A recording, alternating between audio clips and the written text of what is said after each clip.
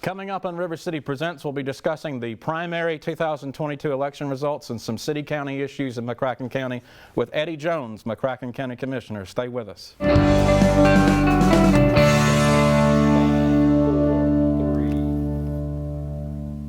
This is River City Presents. I'm Daniel Hurt. It's been a little while since the last broadcast, and I look a little different. But that's okay. I think we all do. I was away for some medical reasons because I'd had complications from diverticulitis, but thanks to Dr. April Jackson and the Baptist Health Group in Paducah, I'm back for season 2, and I'm telling you, it's going to be a great season. My first guest is McCracken County Commissioner Eddie Jones. Welcome to the show. Thank you, Dean. So, it's been a very exciting election season, so what can you tell me about your thoughts on this primary? Well, this is something that never happened 25 years ago. We had 5,000 Republicans participate in multiple primaries. There were some upsets, but there were some good campaigns. Lots of people wanting to participate in public service. It's always good when they're in the arena. I think that's, you know, Teddy Roosevelt once said that if you're in the arena and you're fighting campaigns and you're working, you have the right to complain. But if you're standing on the sidelines, you don't. But one of the big elections that I think the primary upset, at least in McCracken County, is with the commissioner's race, and I think that's District 2 with Jeff Parker and Richard Abraham. And former City Commissioner Richard Abraham was successful in unseating the incumbent Jeff Parker. Isn't that correct? He was, and that was a surprise to almost everybody I knew. That's probably because Jeff's campaign was more active, and to my knowledge, there wasn't a lot of complaints about Jeff Parker. He was a good commissioner, loved public service, but Richard Abraham also had a lot of public service, and he's been working his brand and name since catching and running touchdowns at Tillman. Yes, and he ran for mayor in 2020, and it wasn't really a surprise to me that he did get back out there and run, and you know, he doesn't have a general election challenger, correct? So he is just on for January, right? That's right. What, how do you think the fiscal court will change? What do you think the relationship differences will be with him and the commission, or is it too early to tell? Well, I guess it's a little too early to tell, but I worked a lot with Richard when he was a city commission. During the last 2 years that he was on the commission, there were several joint city-county projects, and I bugged him frequently asking for his vote on particular projects, particularly a project of Sprocket, which is a software technology recruitment program that I'm interested in and that several people are interested in, and that was ultimately funded during that year.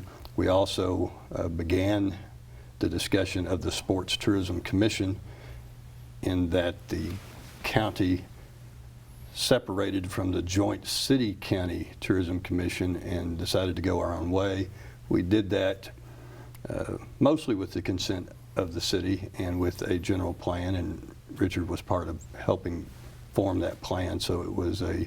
Because you do work a lot. I mean, the county, obviously, the fiscal court works a lot with the city anyway, so it's not like it's some new freshman coming in. I mean, he has said that he's pretty well versed in about every issue that would be going on. I think that's probably true.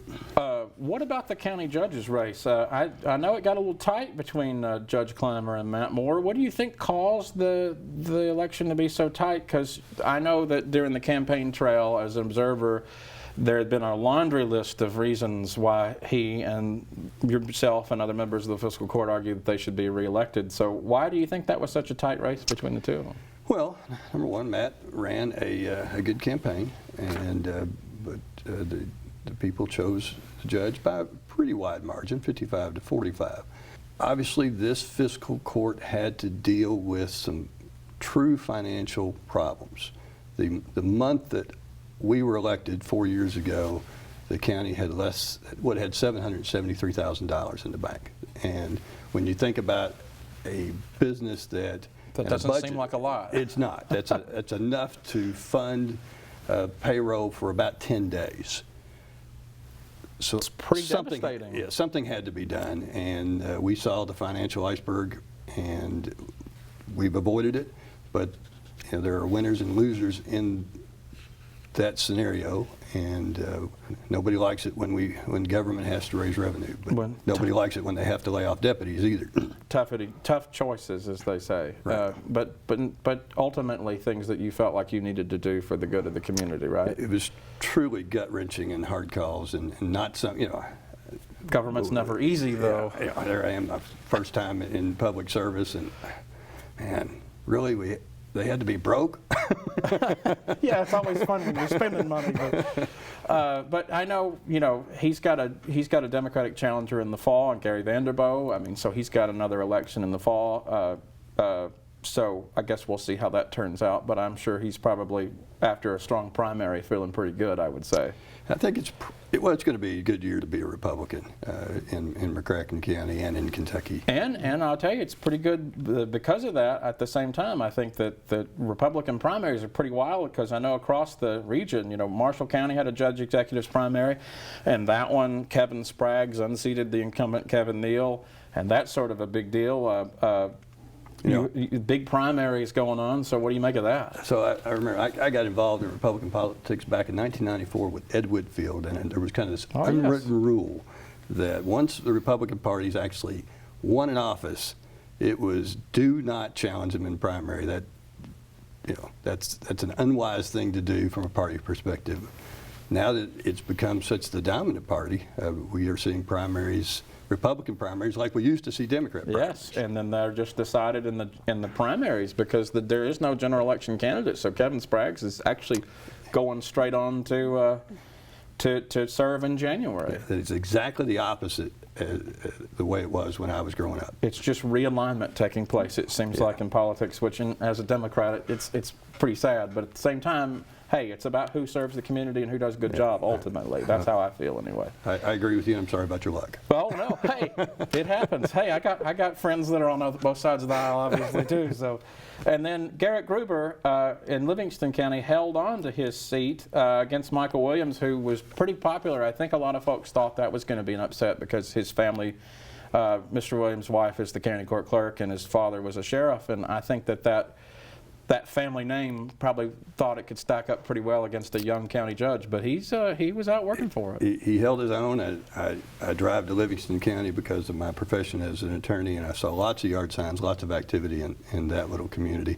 What's interesting about that race is now we know is how many Republicans will participate in a primary in Livingston County, and it was about 1,400. That's important to Paducah and McCracken County because we now share a district with them. Yes, and let me ask you about that, because Danny Carroll in Senate District 2 and Randy Bridges in House District 3 both now encompass Livingston County and their portions of McCracken County.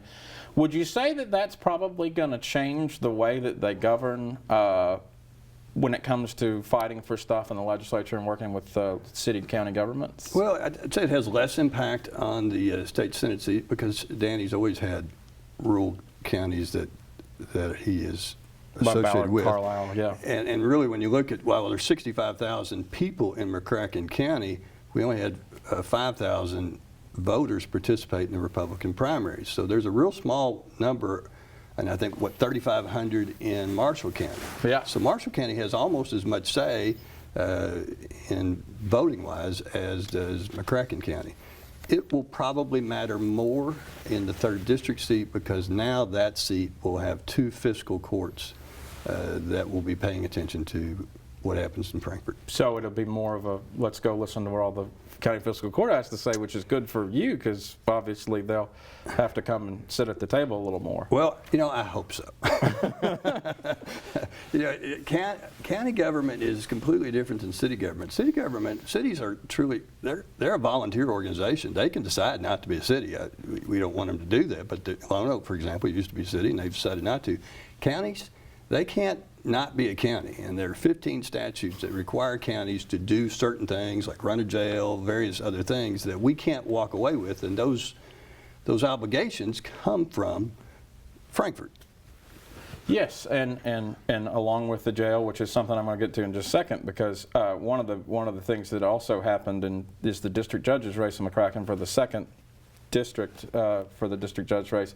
Chris Hollowell and James Mills are going to be the 2 going forward, and I think it's probably fair to say that Judge Hollowell, considering the lead even in that primary, has probably got the edge over Mills, but I think Mills will definitely work for it. Yeah, So I think their numbers were, Judge Hollowell had 40%, maybe Jamie had 23, so Jamie's going to have to pick up quite a bit from the other two, from Mandy and from Craig Newbern. Craig Newbern. And, you know, that sort of leads me to something that you'd wanted to talk about over the course of the campaign trail, just again as an observer, was talking about the jail. And you had said frequently that the district judges, whoever they are, whoever they will be, will have a great deal of impact on what's going on in the jail. And I know particularly you said that the jail in McCracken County was living under an unfunded state mandate to essentially run pretrial prison for state felons. Can you explain a little bit? Yeah, I about can. Yeah, you finally get your chance. Yeah, I finally get my chance because I go to these forums and elections and I get 3 minutes and I try and put it all into 30 seconds at the end and I run out of time. Get the nuance of a 3 minute. So the important number one fact is to understand, number one, McCracken County has to have a jail. Absolutely have to. We've got a facility that houses about 470 when we're doing it right, but we often have more than 470. Who pays for that? Well, every inmate that's there because the county says to be there, either because you've committed a misdemeanor or because we're holding you waiting for a felony trial, is paid for by the county. The state reimburses the county $34 a day, but it only does so after the date of sentencing for a felony. So how much is it per day for? What's it cost? Yeah, probably about $34 a day. Okay, I mean, so they just, I will give the legislature a win there. They just raised it from 31 to 34. We're grateful for that win, but it probably cost us a little more than that, actually, but in that range. But obviously, the more beds we can sell, and this sounds like, I'm suggesting a jail should be like a hotel. In part, that is true. The more beds we sell to the state, then the more revenue we have. And I've provided you with a graph. Our county loses between $3 and $4 million a year, and that trend is on its way up. It went down a little bit for the pandemic because we had less activity. We kicked everybody out of jail. Yeah. But now, as we're going back, I see that trend going back up. That's a really expensive. That's a $4 million loss. So we maybe bring in $5 million in revenue from things, but it cost us $8 million. We lose 3 to 4. That's actually 3. So this isn't to suggest that there's mismanagement, just that it's could be more efficient, perhaps. Yeah, I have not found evidence of, well, we're paying too much for paper towels or we're paying too much for food. Where I have found is that we need to think about, and if I can use my little object lesson when it's time, if the hammer that I've got on this table represents the day of sentencing, this is the day that an inmate goes in front of the circuit judge, not the district judge, but the circuit judge, and he says, all right, your sentence for your felony time is X. Okay. Everything after that date is state paid. Right. So the more days we can put on this side of the hammer, the cheaper it is for the county government. Certainly. We're holding, and honestly, and I've been an attorney for 35 years, this is the culture. Here's the culture. If we know they're guilty, and we know they're going to plead guilty, let's just keep them in jail. They'll plead guilty faster. We won't lose them, and it'll just be better. It's better for the public defender, better for the prosecutor, better for the judge, but it's horrible for the county taxpayer. So I'm suggesting that we need to think about only for nonviolent. If they're violent and we're afraid of them, I want protection. I want my daughter protected. You want you protected. Keep them in jail if they're dangerous. However, if they're not dangerous, let's not keep them in just so they'll plead guilty faster. That whole time when the inmate comes in front of the circuit judge to plead his felony and they say time served, the inmate's happy. We should all hang our head in sadness because we've done that in the most financially, we've done it in the most expensive way. I've written a letter to all of the district judge candidates and gave them a couple of examples. One was Timmy the Thief, I call him, from Marshall County. I've seen that document. We kept him in confinement until he pled guilty. He was let out about 2 months after he pled guilty. If we'd done it the other way, if we'd moved it on the hammer, and if we'd let him out after about 10 days, and then make him come back and serve the same amount of time after the hammer day, date of sentencing, then instead of losing $9,000 on Timmy, we would have made $3,500 Timmy. That happens a lot, and that's what I want. The place and the position that can watch out for that is the county attorney, the Commonwealth attorney, and the district judge. The circuit, by the time he gets to the circuit judge, it's too late. So how many, does he get the days that he served pre-trial? Yes, he gets credit for those days. At the very least, even though you're saying the system is not the most efficient, at least he does get the credit for the days that he serves pre-trial. Yes, he gets credit for his time. So, you know, I think some people would say, I think one concern would be that maybe a jail isn't designed to make a profit. So are you arguing that we should use maybe jails to make a profit for? I'm not necessarily trying to make a profit, but if there's a way, number one, Timmy, in my scenario, is being charged with a state crime. He's serving state time. We ought to manage his case in a way that the state is more likely to pay for his confinement as opposed to the county. What do you think? So essentially, we're just, by keeping him in, it's just costing us more money by the day. So what about people that maybe nonviolent crimes, or maybe a drug possession crime, something like that? What do you think about releasing nonviolent offenders? Wouldn't that save the? Here's what I think we do. There's a statute that allows this. Number one, in Timmy's situation, Timmy the thief, his bail was set at $1,000. He just didn't have $1,000, and his mom was tired of it. She wasn't going to pay his bail. She was ready for him to serve. I mean, that's not uncommon, and I don't mean that mean, but you know, sometimes the entire community is like, all right, Timmy, we're going to let you sit there for a minute and let you get, you know, we're going to put you in the corner and let you think about it. There's giving you time out.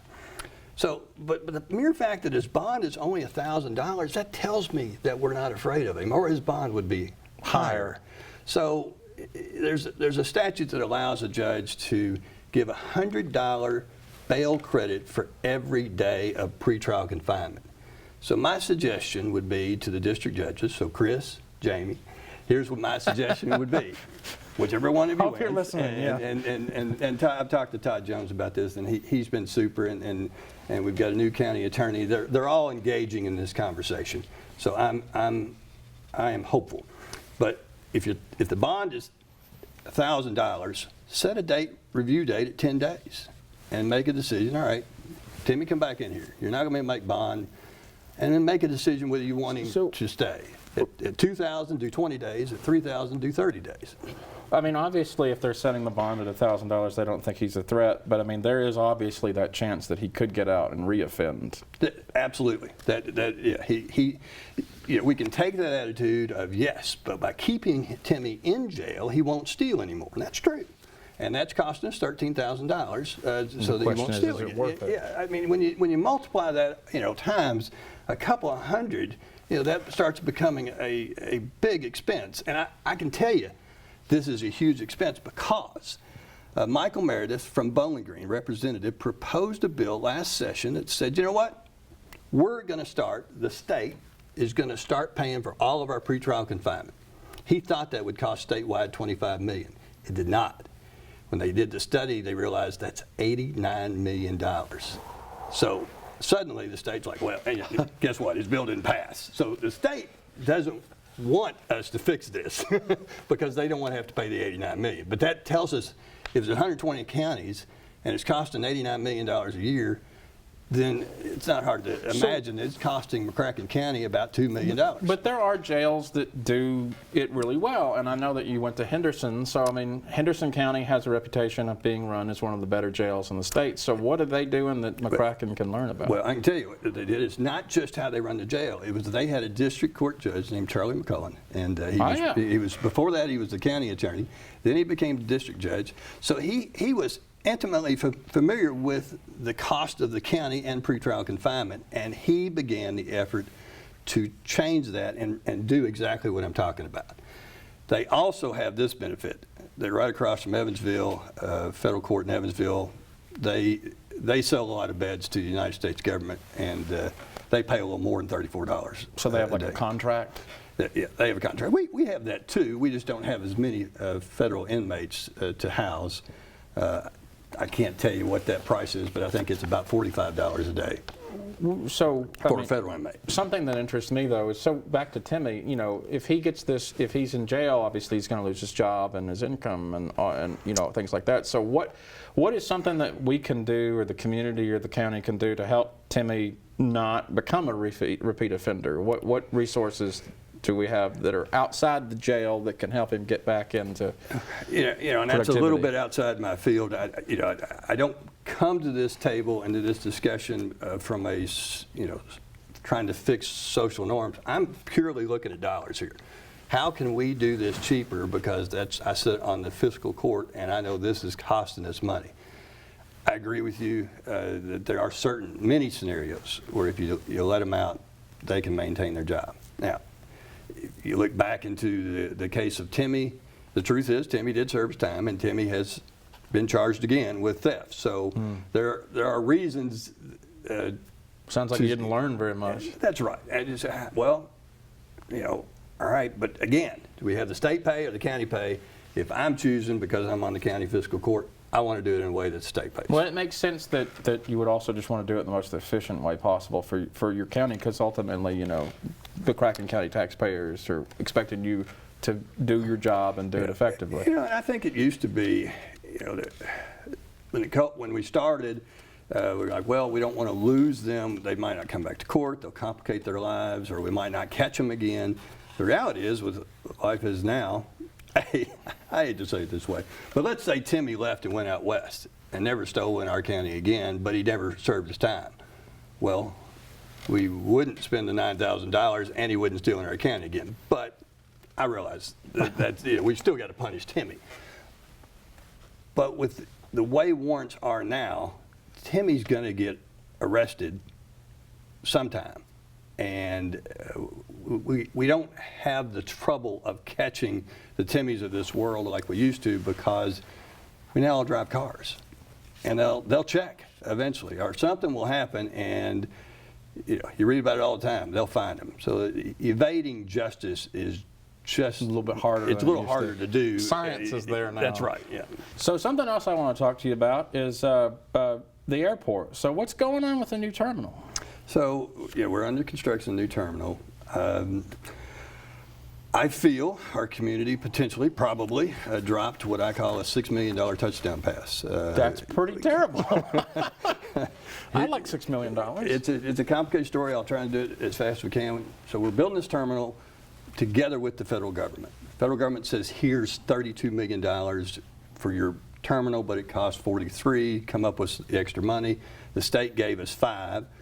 We were trying to figure out how to raise money, and it turns out really nobody wanted to give to the construction of the airport. They felt like that's government. So the city and the county, one city, one county, stepped in because for a regional airport. For a regional airport. But Frankfurt wasn't in session at the time. Yeah. So we said, don't lose the federal grant. We'll make the pledge and the commitment. Then after that, we started lobbying, saying, listen, Governor, should one city, Paducah, and one county, McCracken County, have to pay such a burden, financial burden, for a regional airport? That's what I was thinking. We don't do it for Highway 60. We don't do it for state police. It's just not fair. Governor agreed. In January, he said, I'll throw you a $6 million touchdown pass. My concern is that we dropped that $6 million pass. And in fact, I'm a little concerned that we didn't just drop it. We intentionally batted it down. Perhaps over partisan politics. How did that happen? Well, it may be as easy as we didn't want to give the quarterback credit for throwing a touchdown pass. I'm not sure. Might be denying the governor, who happens to be of a different party, Democrat, than the folks that represent McCracken in the legislature. I'm as Republican as can be, but the budget of McCracken County is a nonpartisan budget. Your job is to the folks of McCracken County, not the party. When the governor wanted to relieve us of our $3 million and the city's $3 million, and then we say no, I've got to ask a few more questions about how that happened. So Judge Clymer said that money that would have been allocated would have completely covered the costs of both the city and the county's commitments, right? That's right, and that would have freed that money up. I'm going into a meeting about 911 after this to use that money then to help with the 911 upgrades. So we didn't completely reject it. What we said is, what our representative said is we're going to make that go to something else at the airport. There were another list of priorities that had been submitted sort of under the radar, to be honest with you. So who proposed that? What's the story on that? Well, for what I've been able to gather so far is that the Frankfort team asked the airport, what are your list of priorities? And someone put some numbers, and 1, 2, and 3 were $5.4 million, and 4 was the $6 million grant. But that's not the commitment. That's right.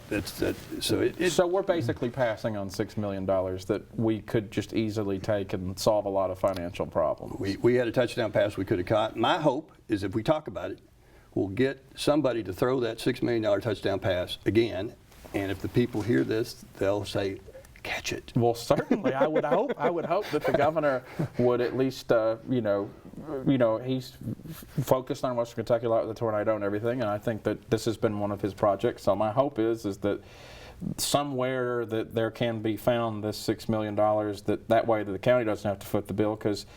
But something that I thought was really interesting was that the executive director, I can't think of the gentleman's name, but he said that it wasn't the governor's role, it was the legislature's job on where that money goes. But it's just interesting to me that representatives in Frankfort who represent McCracken County would let something that major slip through their fingers. Yeah, and I got to tell you, I've been on the committee for raising the money for the airport for 3 years since I've been elected, and none of the priorities that have been designated have ever been mentioned to me prior. It's always about the match, and no community leader has vetted any of those projects. I'm not saying they're not necessary. I mean, when you've got, but it's a big football. If you got a 2-year-old boy, you're going to need little league fees 5 or 6 years from now. But right now, I need a car seat, and so that's how I view that. Is that we've been given money for maybe things that aren't necessarily as pressing as 911 and getting our $6 million back so we can fund 911. So I understand that I hear a rumor that you may be filing an open records request. Is that? Well, that's part of what commissioners are supposed to do. There's a statute that says when things happen that affect the fiscal court bottom line, my job is to figure out why did it go wrong. So whatever effort I've got to do, I think Joe Frampton says that, do an autopsy without blame. In the Army, they call it after-action review. That's part of the process. So yes, somebody's going to do that. If it doesn't get done by somebody else, I'm going to do it. So what happens if the county has to foot that bill after all? You said the 911 system. So what do we lose? Because there's obviously it's a finite amount of resources. So what happens if you have to spend the money on that? What are we going to lose? Well, and that's, so 911 upgrades, and there's still a lot of diligence that's got to occur. I'm not a 911 expert, but the people who are presenting in front of the committee are suggesting that the cost of the upgrades are going to be $10 to $12 million. So there is not enough money. 911 is funded by a landline fee. Well, do you have a landline? I don't. Yeah, so I don't have a landline. Yeah. It's funded by a very small cell phone fee, but it's still a fee. Yes, but it doesn't generate the 911 operations in the county and city cost $2.2 million to operate. We don't receive enough money from those fees to pay for the operations, let alone money to pay for the new upgrades. I don't know what to say. Well, and I'm told it's a pretty serious issue, and I'm going to ask the experts very soon to, nobody wants to create public panic. I mean, there is someone there. If you have a heart attack, there's someone there to answer. Where we have serious, you can get an ambulance, is what I'm trying to say. About a user fee, increase the user fee? Well, that's, there are people who are asking that to be considered, and there are other communities doing that. I want to get that $6 million back before I commit to a huge user fee. Couldn't something like the Sportsplex, is that completely separate, or would that even be impacted by something like this? So, there are, anytime that there's a joint discussion between cities and counties, and we've got a number of projects, if